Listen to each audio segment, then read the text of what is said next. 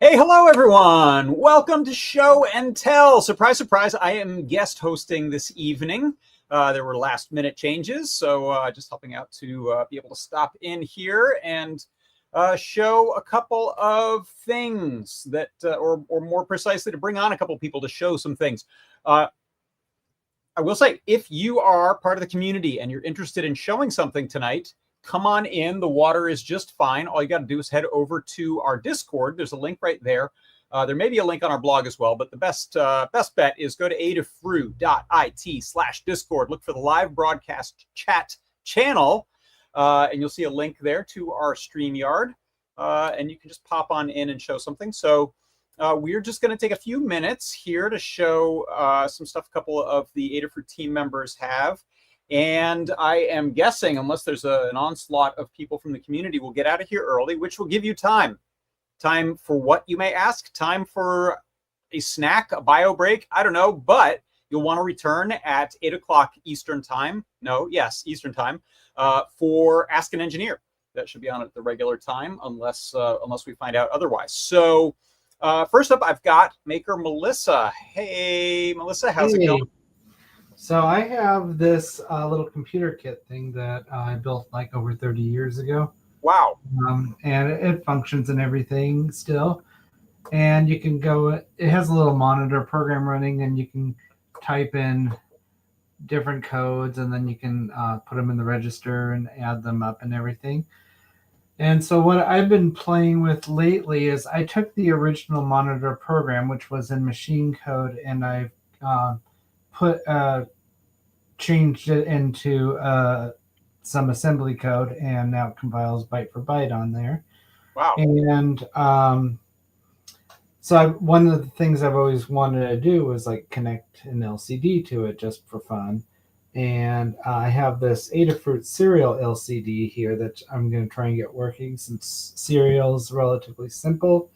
Very cool. And I built this little adapter here so I could just go right on these little socket headers here, and then I can just plug in jumper wires. Oh, great. Or I also have this little cartridge connector thing here, and I can just put jumper wires on the little pins. So it gives me a couple options. I just learned there was a pin on the 8085 processor here, which is the serial output data pin. So I'm kind of looking into that, which is actually intended for putting like RS-232 type stuff out there. Mm-hmm. Oh, very cool. That's a fun project. Very exciting. Thanks for bringing that on, and please bring it on again when you've got some peripherals hooked up to it. Okay. Super cool. Thanks, Melissa. Take care. Thank you. Bye. All right. That was super cool. Next up, we've got Liz. And the ghost of Liz. Ghost of Liz. Yeah.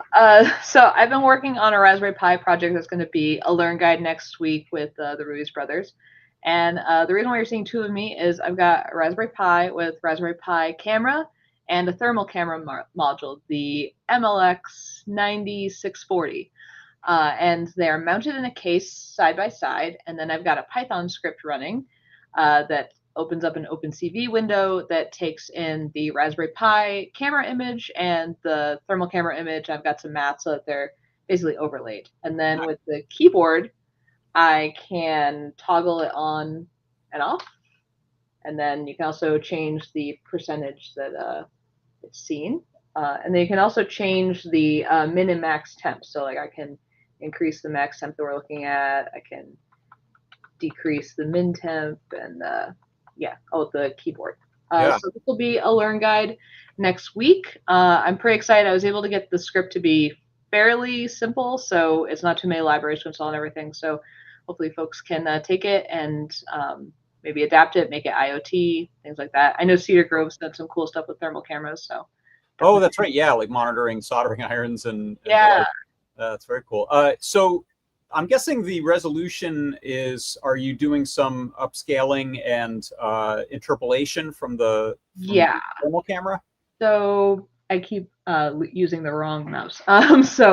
If I go to my Python script here, we're using SciPy to be able to do to have it look nice and smooth like that, basically. Because otherwise, if you've used it in CircuitPython before on a display, you might remember it as being like kind of blocky.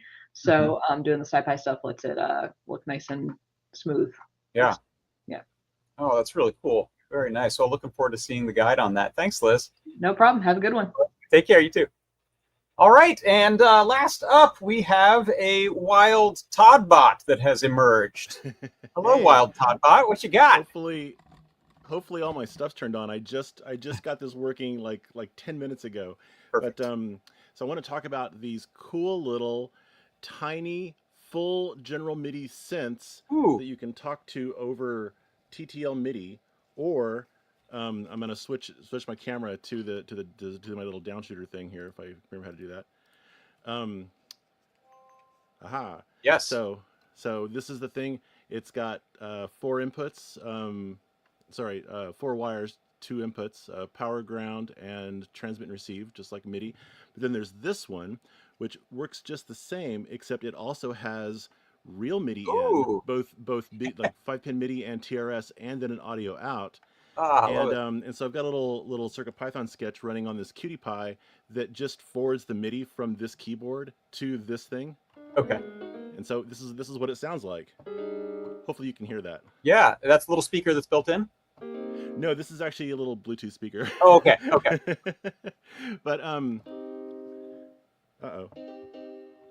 I lost my display, but Oh, no. but I'm using this to send program change messages to change the sound that's in here. And this thing has 64 voices, the full MIDI sound set, which is 120 different sounds, and a full drum kit. Yeah. And so Oh, that's cool. Wow, wow, wow, wow. yeah. So yeah, these things are pretty interesting. I've been looking at them. They're like what's inside of here is a single chip. It's a SAM 2659, which I think you can see on the back here maybe. And what's really interesting about that is the actual parts you need to make this chip go is really small. It's like you can see how big this whole thing is. It's like just like an oscillator and some resistors and capacitors. But why do all that? Because you can buy these from M5 Stack. I think this one's like $12, and the one with MIDI jacks is like $14. Wow. And they sell those at Mouser and DigiKey as well. So if Yeah. you want to buy them from a US supplier. That's really cool. But it's like, all this effort we've been doing to make SynthIO and CircuitPython do stuff. It's like, well, we could farm it out to this one chip instead. Yeah, that's really this one interesting. little module. So explain to me again the path you're sending MIDI to it with your little QT Py and your MIDI keyboard there. It's receiving general MIDI program change instructions to say which voice to use, but it's got them all built right onto its little synth chip there, right? Exactly, yeah. So it's kind of hard to see, but this black cable is coming from this black keyboard going into this, and all this is doing is acting as a MIDI input interface. Yeah. It's then feeding that over this wire and these wires into the QT Py. The QT Py is then just sending that back down the cable. Why does this? I'm trying to use my iPhone as a camera, and sometimes it just does this. Made a decision. Nothing has moved in my scene, and it's now doing this panning. Like, what are you doing, Apple? I think it's like looking for humans or something. But yeah, so like you could just use this as a MIDI interface, like as a way to convert like TTL MIDI to 5-pin MIDI. But you can also via this little switch say, hey, send also the MIDI to the little sound module that's in here. Yeah. And so that's what I'm doing is I'm receiving MIDI, but I'm also transmitting MIDI with this program change knob. Right. Hopefully, oh yeah. I see. Yeah. So if your keyboard had program change on it, you could omit the whole. Yeah. I was trying to figure out how to make this keyboard send program change, but I couldn't figure out how to do it. That's funny. So you whipped up a little QT Py project for it. Yeah. Oh, I love it. That's really interesting. Yeah, so that's from M5 Stack, who always just knock it out of the park with their little groovy enclosures and self-documenting. Yeah, it's really well done. So, like sort of coincidentally, the other hacker that you see posted a lot on the socials, DIY Electro Music, has been doing a whole series on this one. And this one's nice because it's a built-in speaker, so you don't have to like wire up anything else. You can just have your Cutie Pie sending out MIDI to this, and it just like makes noise by itself. I didn't have time to hook this up because I didn't want to write code to actually like read keys and press notes and all that kind of stuff.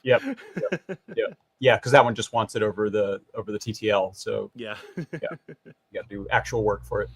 Wild, very cool. Thanks for sharing those. So if anyone wants to look for those, just look for M5 Stack Synth and M5 Stack MIDI. I'll post a couple of the links that I've used. Also, I'm going to be talking about this more in detail on the bootloader, the next bootloader episode, our podcast that me and Paul Cutler do. So. Oh, great. It's an excellent podcast. Anyone wants to check it out, just go to your favorite podcasting thingamajig and look for the bootloader.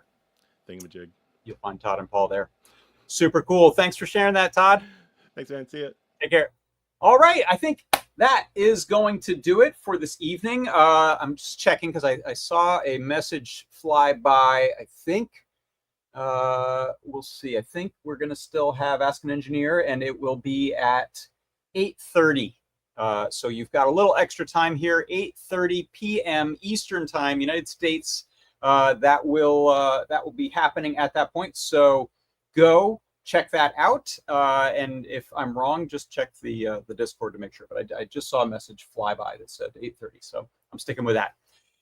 Thanks, everyone, so much. I'll be here tomorrow in the workshop doing workshop things with Lars. And I've got a fun little updated version of my little sequencer there. It's now a 16-step sequencer. So we'll be fusing these enclosures together tomorrow, and we'll take a look at that, play around with that, look at some code. And much, much more. So thanks, everyone. I am signing off for Show and Tell. This is John Park for Adafruit Industries, and I will see you soon. Bye-bye.